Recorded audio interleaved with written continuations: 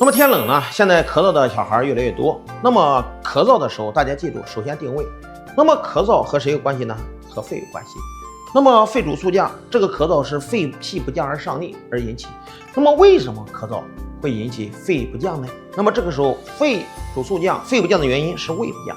那么胃不降，胃是最大的降剂。为什么胃不降呢？是因为咱们的脾不升，脾不升是因为脾阳虚，因为阳脾阳才升，脾阳虚是因为肾阳虚。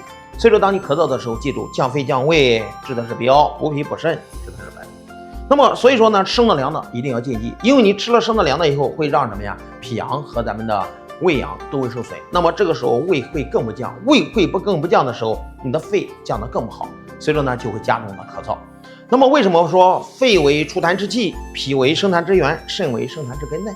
因为出痰之器指的是器皿，也就是说你的盘子和碗就是器皿。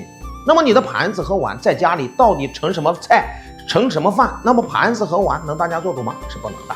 那么这个时候咱们的肺也是这样。那么这个时候肺不降是因为什么？是因为胃不降。那么胃不降是因为脾不升，所以说呢脾为生痰之源。那么脾不升是因为脾阳虚，脾阳虚是因为肾阳虚，所以说呢肾为生痰之根。所以说呢，特别是那些慢性咳嗽、慢性支气管炎、长期咳痰喘的人，那么记住，急性发作期的时候，降肺降胃为主，补脾补肾为辅。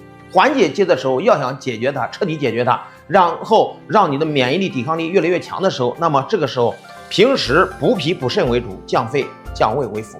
掌握了这个原则，那么你的身体就会越来越好。